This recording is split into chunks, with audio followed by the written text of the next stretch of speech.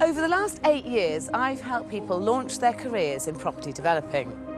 Every kitchen needs it. I think you should take the tropical fish tank out. To turn the bath on, you're going to have to come along like this. Turn the taps on like this. Very elegant. It's going to be hard to sell a family home for £900,000, nearly £1 million. It's going to be aimed at a young family with a couple of children, possibly 3, on the ages about 2 to 7. So if they're 8, you still let them I would let them, yeah. You went to buy a house that you hadn't seen and you hadn't had a survey done. Yeah. That's right.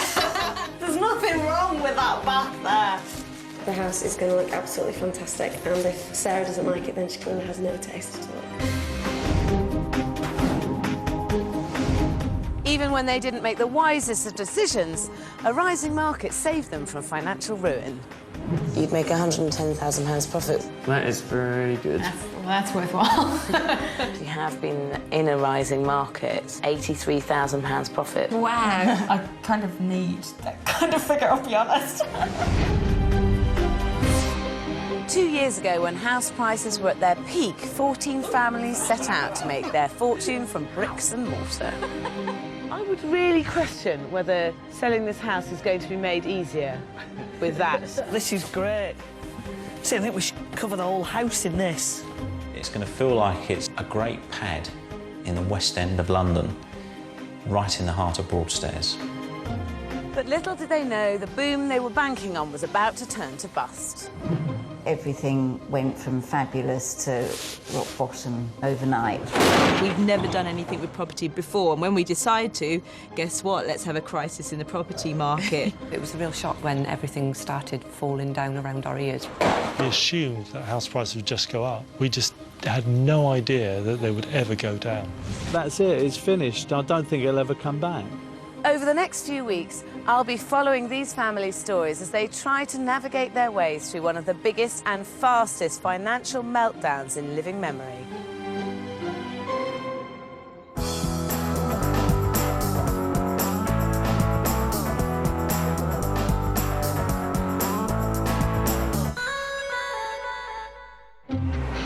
It's the peak of the market, and tonight's developers are on the crest of a wave. Every confidence going, we can make a thorough success of this. So do you have somewhere that you're aiming to be financially in the next couple of years? A couple of million in the next few years would be absolutely wonderful. Talk of subdued lending and cooling house prices doesn't matter when you have the bank of mum and dad. You needed some money, so you rang your parents. So your mum sold her home and gave you all the money? Yes. Brilliant, Mum.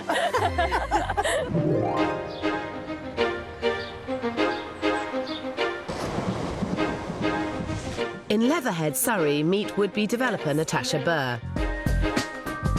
She lives at home with her mum, Debbie. At the tender age of 21, she's already made £100,000 developing a family house. I've dreamt or thought about being a property developer since I was at least 14. I used to want to be a pilot. And then I started getting into property, and I'd always enjoyed drawing floor plans. Even when I was at school, I thought about it. It's just what I'm doing, and I don't really think anything of it. Natasha's jacked in her job as an estate agent so she can develop full-time. And this is what she's taken on. A scruffy and uninspiring 2-bed bungalow with an enormous 200-foot garden. Natasha plans to extend into a 3-bedroom house in just 10 weeks. It's a seriously ambitious schedule, but Natasha is a seriously ambitious young woman. How are you financing this? I mean, you bought this for $330,000. It's a lot of money to find at 21. Well, basically, my mum and I sold the family home last year, moved ourselves into a rented house, and she gave me all the equity to use. Hang on a minute, so your mum sold her home and gave you all the money? Yes. Brilliant, Mum! Well, I like to be behind her in whatever she chooses to do, and I knew that this was something that she desperately wanted to do. So are you involved in this project at all? No, not. Natasha has the sole responsibility. I leave it entirely to her. So why have you decided to develop? Well, I have to say my biggest inspiration was you. I've been watching you since I was about 14 on the television, and I just decided that's what I was going to do. So I am. That's a bit scary. Is it? Yeah. I didn't mean it. Way. It's all positive. It's only a few weeks since Natasha bought her bungalow, and the approaching downturn in the market will really test her skills as a developer. And looking at Natasha's figures, she might struggle. She paid £330,000 for the bungalow. Her £82,000 budget looks low, and the £475,000 sale price seriously steep. Her target £63,000 profit could be in for a nasty squeeze. That does seem quite high for a resale figure. I think it's quite achievable around here. I've got quite a lot of experience in the local area from being an estate agent, and I think it's quite viable. I'd have thought that it would be safer to work to 430, maybe 450. At 450, I'd be able to walk away and smile, but at 430, I'd probably bury myself in the garden.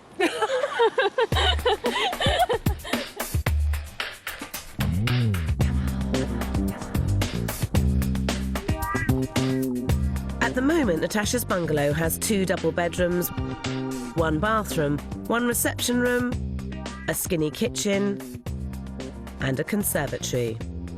The first part of Natasha's plan is to extend the entire back of the house to create a large kitchen breakfast room and lounge. Then she'll slice the bathroom in 2 and squeeze in an ensuite, but that means the family bathroom will be tiny. Even worse, the kitchen next door will end up a seriously undersized bedroom. This is going to be the bedroom in here, isn't it? The third bedroom? This would be third bedroom. This is the biggest problem with this development, Yes. because it's very small, isn't it? Let's be honest. And actually really too small to be a third bedroom. It's more of almost a study, really, isn't it? Well, there will be an additional foot, which means the overall dimensions will be 11 foot by 8 foot. It's still really a single. It will always be a single. I don't think I can get around that. If I was you, I would be tempted to take it further out in this direction so that you took it right out to here. And if you gave yourself another sort of 3 or 4 feet in this direction, you then could call it a double. Then what would happen to the kitchen breakfast room, because it would be more limited in size? I personally would try and push it another maybe 4 or 5 feet, because you've got the most tremendously long garden in it, and you can afford it to go a bit further. But then I'll have to wait for my planning to come through, and even for an extra foot, I have to wait for 7 weeks minimum. I just want to get underway with the project. I think Natasha might be missing a trick. The plot is certainly big enough to extend the house, and just another 5 feet would make enough room to create a spacious family bathroom and ensuite, as well as a third double bedroom. I'd also add a doorway between the 2 reception rooms and put the lounge into the lightest part of the house and the kitchen into the darker reception room next door. Bearing in mind you've got 2 living spaces, Yep. but one half of one living space is very dark, whereas this is all going to be nice and light. But the back half of that room will be quite dark, and a dark area is the best place to have kitchen units, because you have underbelly. But the hub of the home, I think, these days is the kitchen breakfast room, and I want that room to be the wow factor. Right. You're really certain about this, aren't you?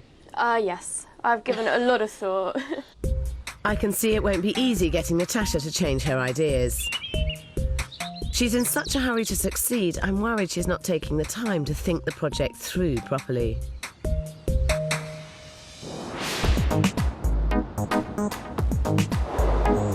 16 miles away in Battersea, South London, 29-year-old Rick Dickinson has roped in Mum Margaret and Dad Andy to help bankroll his first development. We have no knowledge of this area, so we're completely reliant on Richard's judgment, and we're just going with him on it. That's a big gamble with this large and very outdated 4-bedroom house. For a first-time developer, it's an immensely difficult and risky project to make stack up. But Mum and Dad Dickinson have no fear. Every confidence going, we can make a thorough success of this. And the main success will be working together. And speaking to each other at the end of the project. You've been drinking, you two.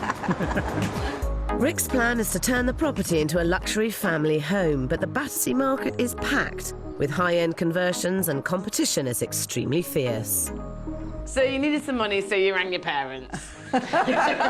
Things never change, do they? So how's it working? Who's putting in what money? They put it in 50% and then I'm putting the other 50%. Mum and Dad may have put up half the money, but Rick's the one who's done the figures. They bought the property in December 2007 at the peak of the market for a toppy £690,000. The budget is just £87,000, but Rick hopes to sell for a massively inflated £950,000, making £173,000 profit. And are you all agreed on these figures? Is No. this... No, they're not. No. So do you not agree with the budget of 90,000 or the resale of 950? The resale. What figure do you think is realistic for a resale? 875 or 850 maybe. But it isn't just the resale price where there are problems. They've allowed just £50,000 for the entire refurbishment of the house. What's more, there's the small matter of having to meet the payments on the £500,000 mortgage they took out to fund this project. So the 50 includes your borrowing costs? No, we're not borrowing the money. We are borrowing the money. Yeah, but, not the mortgage repayments. No, it doesn't. No, it does include the mortgage payments. Oh, no, can't. It does include 3 remortgage payments. Oh, God. I've done the budget, these two haven't, so don't listen to them. Okay? 50,000 doesn't seem much for a big old house in this area. No, it's not. I have to say your figures don't completely instill me with confidence. We haven't touched on the plans yet. Yes. These days, more than ever, developments need thorough preparation. All I'm seeing is utter confusion. If I was Mum and Dad, I'd be very, very worried. In early 2008, credit is starting to crunch and lending for houses is tightening, but not from the bank of Mum and Dad. In Battersea, South London, Rick Dickinson has roped his parents into going halves on the £550,000 mortgage he's taken out to develop this 4-bedroom house. But they can't seem to decide whether it'll be worth £850,000 or £950,000 when it's finished, or what's included in their £50,000 budget. I hope they're clearer about their ideas for the property. So what are your plans for the house then? I think it changes daily which way we're going to go. Open for discussions. Yeah, we all keep changing our minds. Because obviously you've got one house, so you've got to do one thing with it. Yeah, that's Mum's idea. That's what we have to do. Right, OK. This house has major layout problems and needs to be completely reworked. Spread over 3 stories, on the top floor there's one pokey loft bedroom, a tiny bathroom and a pint-sized kitchen. The plan so far is to rejig these rear 2 rooms to create a study and larger bathroom. Apart from a quick refurb, that's all they're planning on doing with the entire property. The trouble is, that will leave a first floor with 3 bedrooms and WC, but not one single bathroom. And a ground floor with 2 reception rooms, an undersized kitchen and a rear bathroom that no one will use. I think they've totally underestimated what they need to do to sell for more than they bought for, let alone get the £950,000 Rick wants. If you spend the amount that you're thinking of spending and doing what you're planning on doing, I think that 800 is probably your more realistic resale for this, which would give you a £20,000 profit. I mean, would that make it worthwhile, that amount of money? No. I would just start right from scratch with the plans. I think there are 3 crucial things that this property in this area needs to stand a chance of competing for the dwindling number of top-end buyers. First off, I would extend the kitchen to the side and create that ever-popular open-plan kitchen diner. Secondly, a first-floor bathroom is a must, and the middle room is the most convenient spot to have one.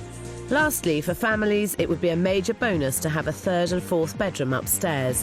But to really cash in, I'd extend into the roof, making one of them a superb master suite. These improvements will add £80,000 to the budget, but I think they'll push a realistic sale price up by £120,000, and in this toughening market, make the property much easier to shift. The big worry is the increase in the budget. But if you swallow that and you accept that, then I think you could do OK out of this. Yeah, I think we're going to sit down, we're going to look at it all. And rejig it again? Yeah. I take think on that, board what you've said today? Yeah, take on board. A lot board. of it makes sense. Yeah, and we've got to get some more quotes in, look at the figures. I mean, I think, in my understanding, a lot of the work we can get along with while we're still making final decisions. But it's not just Rick's money at stake here, and if I were Mum and Dad, I'd be keeping a very close eye on their investment. So who's going to be doing what? Who's project managing this? On a day-to-day basis, Rick is. But we'll be heavily involved with it, and we'll be consultations all the time about it. And you're in charge of the budget as well, are you? Well, I guess so, because, well... No, I don't think so. No, no. Now, that's going to be a mutual consent. So. Yeah, I think we have to be looking at things very carefully and keeping a close eye, because otherwise, you know, things could run away and very quickly particularly him with our money. In Leatherhead, Surrey, it's week 1 of Natasha Burr's 10-week development. Work has started on digging the foundations for the new rear extension, but not before Natasha's had a big rethink of her plans. I'm not challenged very often with my thoughts, and she did challenge it, and yeah, it was hard to swallow, but she's right. I'm doing most of her things. The bedroom's getting bigger, the lounge has moved, the kitchen moved, but I didn't go back to planning. Changing plans partway through is a fear for developers, but Natasha should go back and apply for permission to build a larger rear extension. It will cost her £3,000 in mortgage payments, but it's only a 6 to 8 week delay, and I think it might give her a chance of getting the £475,000 she's looking for. You are treading a very difficult line, because if this was going to be a disaster, there'd be no question you had to go back to planning. But what you're ending up with is a fine-sized third bedroom, but not massive, and a fine-sized sitting room, but not massive. And the resale figure you're looking for is spectacular. And a spectacular house. Well, that extra little bit of space that you would have got from going back to planning would have made it spectacular. But I have what I have. I've got to make the best of the space I've got, and I think the layout that I have at present is going to work fine. You know, I wanted to push on with it, and I think it's going to work out all right. It does seem to me that you are quite impulsive and impatient and kind of all guns blazing, jump on in there. No, it's fair to say that I am an impatient person, but I think my impatience is what particularly drives me, and I think if I wasn't impatient in my world, I probably wouldn't be where I am today.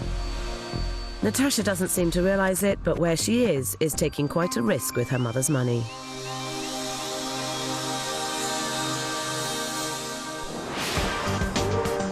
Half an hour away in Battersea, it's week 1 of the Dickinsons' 3-month build. But there's only a few small jobs happening on site, because when it comes to plans, they can't seem to agree on much. First, it's the size of the loft. If we could take the wall back this way, to right the full width, then we'll have a superb room. Well, I think we really have to perhaps go further out than that. And then it's the side extension. As I was trying to show you 10 times about the picture I've taken... Don't be so arrogant, Richard. I'm not being arrogant, I'm just saying, you're not listening to me on this subject. Yes. Even the fireplaces are causing disagreements. Oh, no, I told you to ask Billy to bring the fireplace down. And that one, Richard, that was exactly... And you also asked me to talk to No, about I didn't, Richard. OK. This really can't go on. Fortunately, it doesn't. In a miraculous turnaround, Rick, Mum and Dad suddenly decide to go with all of the things I suggested, from the loft conversion to extending the kitchen into the side return. They increase the budget to £157,000 and double the schedule to 6 months. But there's a wait for planning, and with the unstable market, panic sets in. You have a for sale board outside. Very observant of you. Well, thank you. Right, talk me through what's the plan behind selling it? Is this finished? We just thought if we could sell now at a lower price but keep the same profit margin, why not? How much are you trying to sell it for? Well, we put a starting price of 800. So you bought it for 690,000 when the market was higher than it is now. You've ripped out the fireplaces and carpets, and now you've put it on the market at £110,000 more. Yeah. I mean, you know, Genius. It is. Everybody should do it. But it's a building site, let's be honest. Okay. Exactly. To some people it appeal, to some it won't. But we're under no illusions. I don't think any of us are expecting anyone to walk through the door and go, fantastic, I'll buy it for 800. But if it gets somebody else who might be interested in it a bit down the road, it's opening it up to them as well. Well, I've been around this over all sorts of different markets, flat markets, dipping markets, rising markets, this kind of house in this sort of area, and to buy it, modernise it, and then put it fresh back on the market with a big bang has always been the most effective way of getting the best possible money for it. I would go along with that. I agree with her. In Leatherhead, it couldn't be more different, as 21-year-old Natasha is taking the full weight of the project on her young shoulders. So it will be weatherproof within a week and a half? 2 weeks, say 2 weeks. Week and a half? 2 weeks. Mum Debbie has sold the family home to bankroll this development. I'm sure people must think I'm crazy to have done this, but I have every confidence in Natasha. She feels very responsible for the situation. Yeah, she's the one that loses sleep, I don't.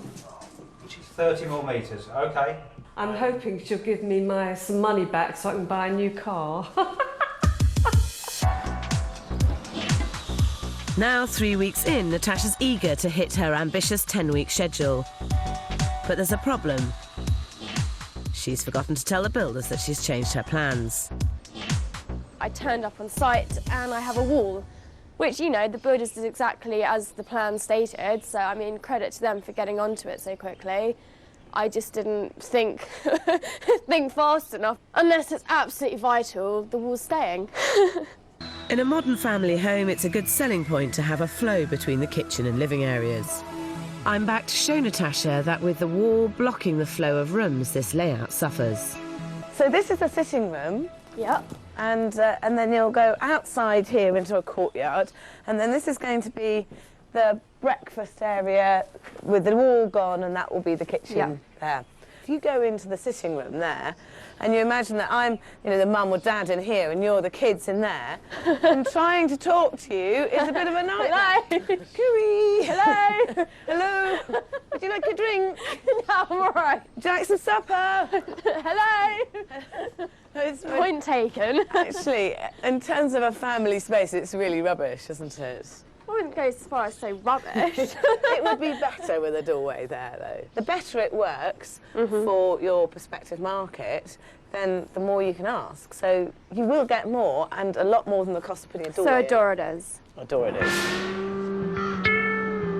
In Battersea, the good news is they've realised that you can no longer make an easy, fast buck in today's housing market. But the bad news is that progress is slow. Getting plans drawn up for the side return and loft conversion is taking much longer than the Dickinsons expected. They're already a month in and have achieved very little. What's happening is we've been told it'll be a week, and then it's 2 to 3 weeks when they come through, and then if we need to make a change, we get told it's a week, but it's another 2 weeks, so all the weeks keep adding up. Nobody will quote to do work without the drawings, you know. We're just waiting on those.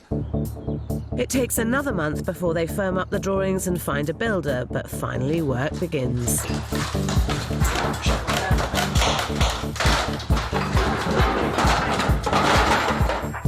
The first job is converting the shabby loft room into a master suite. It's costing them more, but it's money well spent. When it comes to the side return, however, they're cutting corners.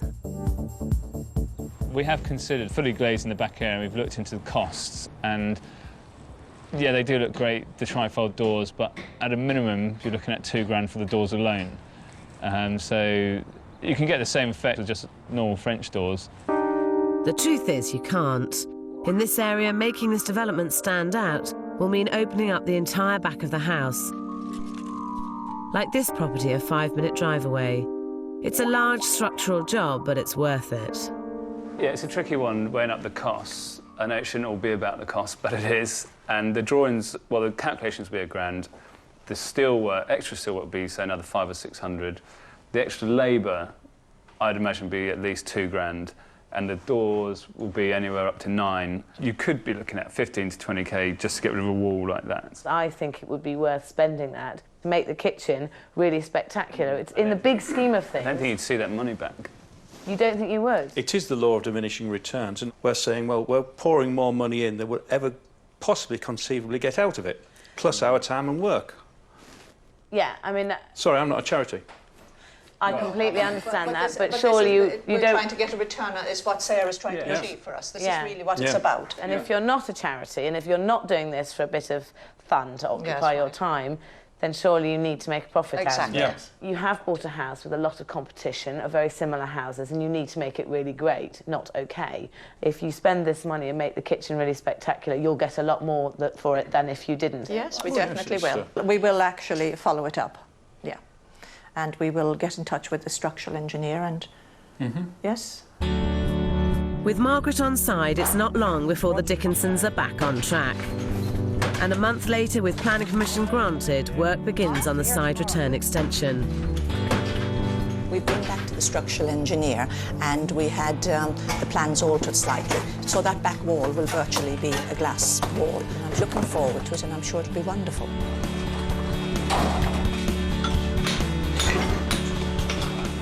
We are doing a lot more work on the property now. We're doing the loft and the side return, which is probably costing an extra 60k or so. Yeah, but we've enhanced the project by doing it.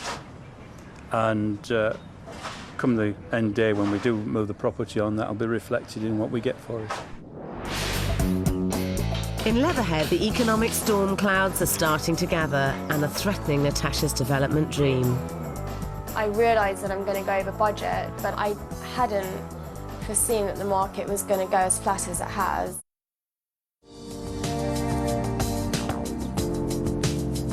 The Dickinsons are well into this development in South London. So you get your big steel in today, will you? No, that'll be in next week. Next week, right. Yeah, so tomorrow afternoon with the contract. They bought right at the peak of the market in 2007, and there's no sign of a change in direction in the falling market. It's starting to take its toll. I wouldn't be surprised if they come in 6 to 10 grand.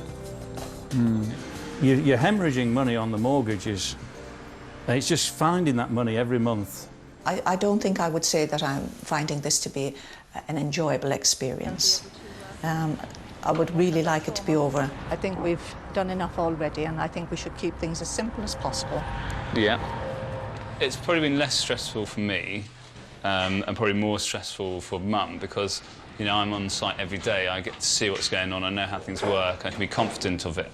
Whereas if you're not on site every day and you're not here, you're 60 to 100 miles away, you're like, there's loads of money piling into this and what's happening for it?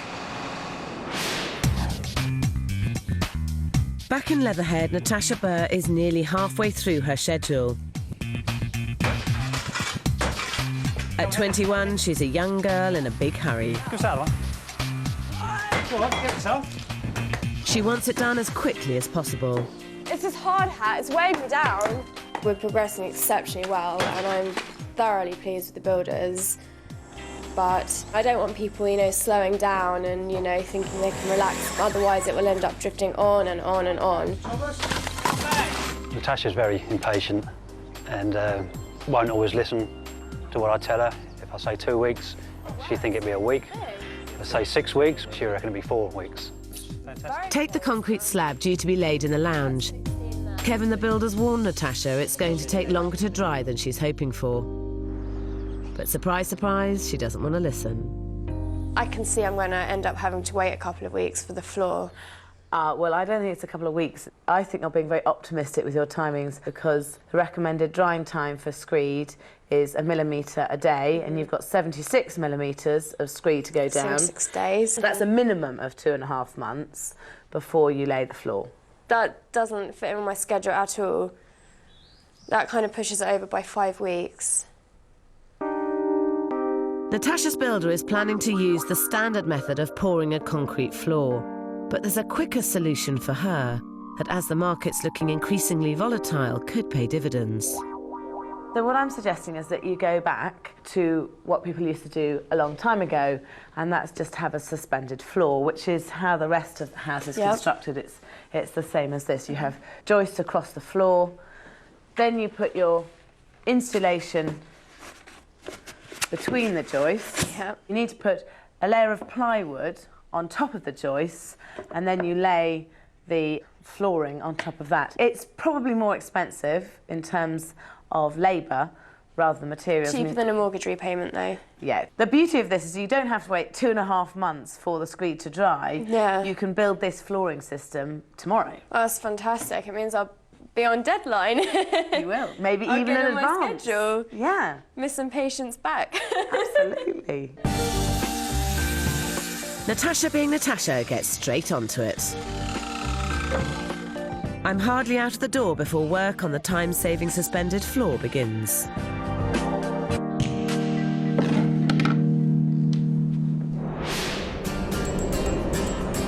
"16 miles away in Battersea, things are also starting to move forward for Rick, Mum and Dad.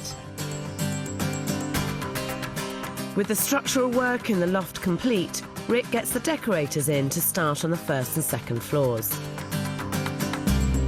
It's been a real fight to get this bunch to fulfil the potential of their development, but they're still cutting corners. Take these doors. When converting a loft, you have to ensure that all doors to exit the property are fire retardant. But Richard's solution is far from ideal. Why did you choose these particular doors? We chose those doors because the original doors were 4-panel Victorian doors, and so we wanted to get 4-panel as close to that as we could. How much were these? £50 each. I can't think of a nice way to put this, but they do look quite cheap. I just think at £900,000 to £950,000, especially around this area, people are going to expect top end. But I've got an equally cost-effective solution, and thankfully the Dickinsons still have the original period doors, because with proper consultation, most councils will allow you to use a special fireproofing paint. This half is normal paint, and this half is intumescent paint. So you can see here that with the normal paint... Yeah, and it seems to catch fire itself, doesn't it? Exactly. Whereas with the intumescent paint, it just bubbles and the paint expands to form a barrier so that the flame can't get through to the wood behind it. At a cost of around £50 a door, it's no more expensive than the cheap wood effect fire doors the Dickinsons have installed. But the finish will be far superior, and in a development like this, that counts for a lot. Would you consider changing the fire doors that you have used and upgrading them? We considered it before, and we didn't. You wrote it off. So we weren't sure that the fire officer would necessarily sign it off. I have done this on lots of houses in Wandsworth. So I've spoken to them before. I think you need to do something. I think it's great. We chose not to use it. Somebody came round and said they like this house, but the doors are rubbish. Well, you know... But you know as well as I do, that's not what people do. Is they don't come round and go, fabulous house, I'll pay £1 million. The door is the reason I'm not going to do it. No one in the whole history of the universe has ever done that. And they'll just look at it and say, this is a bit shabby around the edges, I'll buy the one down the street. Okay. So that's a valid point, very valid point. We're considering what you've said, and I'm sure there'll be lots of discussions about them later on. Since Natasha began her development at the beginning of 2008, the price of property has started to fall. Uncertainty in the housing market means that 1/5 of all mortgage products have been quietly withdrawn, including Abbey removing the last 100% mortgage. The number of houses selling is starting to go into free fall, and Natasha's original ambitions are looking impossible to achieve. Yes, the market has gone down, but I believe the house that I've created is something better than I actually anticipated. And therefore, I think it's balancing out quite well, and certainly 465 to 475 should be achievable.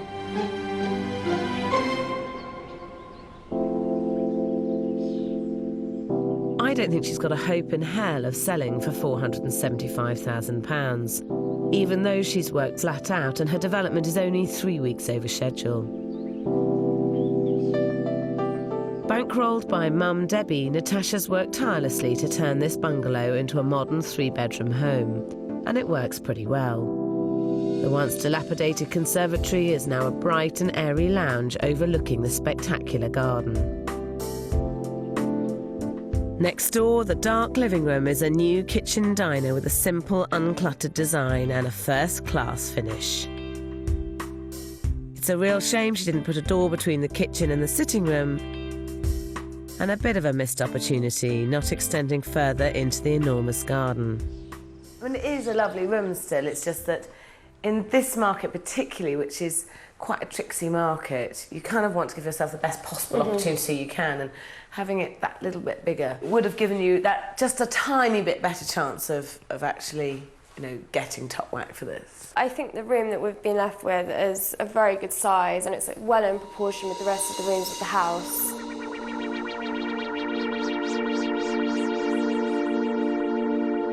Natasha may not have wanted to extend even further back, but she did turn the third bedroom into a double, and that will certainly help push up the price of this bungalow.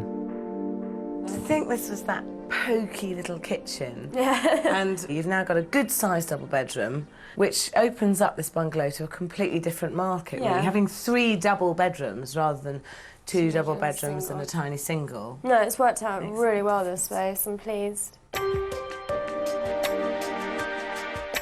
The shabby master bedroom has been updated and given a value-adding ensuite.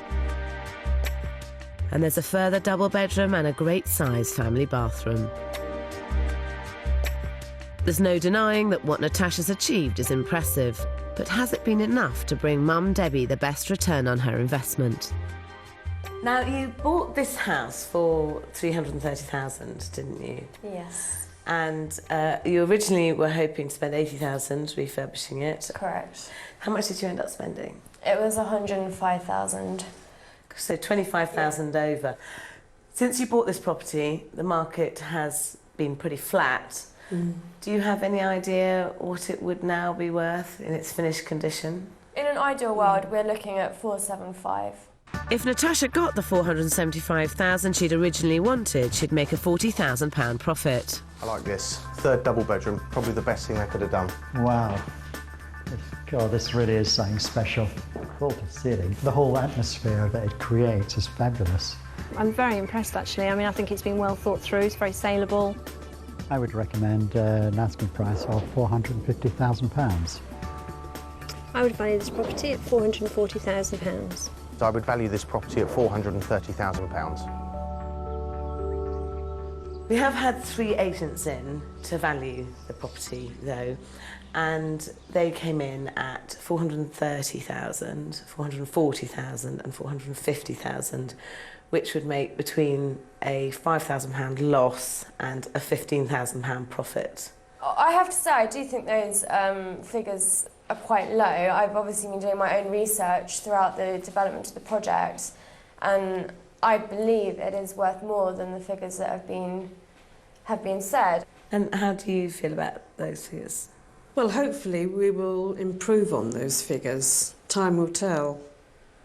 We think it's worth a little bit more. My personal gut feeling would be to put it on at just under the 450 mark, which, you know, it will find its own natural level in the market. If lots of people want it, it will go up. But Natasha being Natasha puts it on at $475,000. And after 4 weeks, reality hits home, and with no hope of a buyer anytime soon, she decides to rent it out. But in Battersea, Rick and Mum and Dad Dickinson have another 6 months to go in a falling market before their development will be finished. You've got houses that you think are worth X 1 month, and then you go back in and really disappoint the owners because you're telling them a different figure the next month. It's October 2008. 8 months after the Dickinsons started the modernisation of an enormous 4-bed house in Battersea, South London. Their budget has increased from £87,000 to £176,000, but this has created a truly beautiful home. Properly extending into the loft has transformed an almost unusable space into a highly desirable master suite. Downstairs, the middle bedroom is a large and stylish family bathroom, something this house never had. Although the cheap fire doors they stuck with don't contribute to a high-end finish. On the ground floor, they ended up going all out for the kind of top-end kitchen diner that families in this area demand. That must be really tough, doing this development, whilst the market has been not just dropping, but crashing down. But you've ended up with a phenomenally lovely house. Yes. Yeah. A universal yes. It's been a great team job. Great. And your input's been fantastic as well. But the truth is, it's all about figures. And this particular area has had an extra hit because it's on a direct feed up to the city in terms of public transport, and the immediate area is stuffed full of the people who have been hit hardest by the current economic turmoil. And that economic turmoil has caused national house sales to go into free fall, despite the government pumping billions into the banking system. In Battersea, the number of houses sold has fallen by a massive 33%. A year ago, the Dickinsons dreamt of getting a profit of £103,000 by selling this house for £950,000. Now they need £866,000 just to break even. I would say in the last 18 months, prices around here have dropped by 25%. You've got houses that you think are worth X 1 month, and then you go back in and really disappoint the owners because you're telling them a different figure the next month. I value this house at £825,000. I would value this property at £800,000. In the current market, I think this house would sell for £750,000. We have had 3 agents in to value the property, and they've valued it at £750,000, £800,000 and £825,000. Now, the average of those would make a £74,000 loss. We feel it wouldn't be a consideration to sell the property at this moment in time. Plan B? Yeah, exactly. The value of the house is less than we'd like, but, you know, we're looking to the future. The only viable future is letting the property, but with upkeep and mortgage payments, the Dickinsons will need just under £3,000 a month to break even. As it was, your original plans would have got £2,600 a month, but with the side extension and the loft conversion, you'd get £3,200 for this. I think it's great, and I'm very pleased that, you know, we have done all the things that, you know, we discussed with you initially, and it really has made it a wonderful house. By maximising this property's potential, the Dickinsons will at least get some return on their investment, which is a huge saving grace. But the family ties need saving as well. This was a family venture. Would you do another one? No. Why not? Because it's very difficult when there are 3 of you.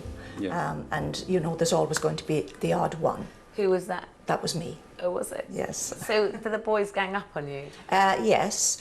When I was dealing with Mum, I found it hilarious. Like, everything she's ever thrown at me, like going, oh, why are you like this? Why are you like that? And I was thinking, this is where it all came from. The gene pool. So you realise all your failings come from your mother? Not all my failings. I've got a few. Yeah. And I found out how like his dad he is. With no sign of the market picking up anytime soon, Rick decides to move into the development himself and rent out the other 3 bedrooms. I think the property was the right property. The price might not have been the right price. When we were buying, a lot of people were buying still very quickly. So you don't have time to go into a property, sit back, have a chat about it, see what you're going to do. It's like, right, if we don't make an offer, this will be gone. I've retrained as an electrician, or a domestic installer, I should say. So, you know, I can rewire houses, anything domestic I can do. I just cruise around London on my motorbike, rescue damsels who don't have any lights. So this development hasn't put me off developing at all. I'm actively looking at ways of, you know, getting another project going. Meanwhile, in Leatherhead, after 12 months of letting the property and the £475,000 asking price still unachievable, Natasha decides to move into the development with her mum. I think 475 was slightly ambitious. I obviously have a lot of heart and soul in this property and therefore believed it was worth 475. But I'm living in a beautiful house that I've created, paying a very small mortgage.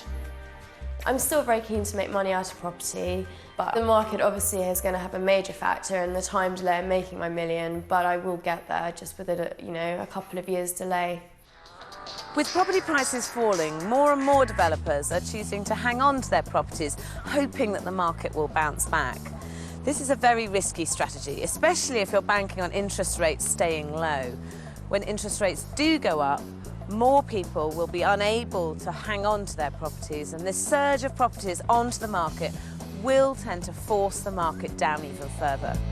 Next week, developers set out to make a killing from flat conversions, just as that market came tumbling down. You're planning on turning this house into 3 flats for £60,000. Yeah. If we can do it, literally, your dog can do it.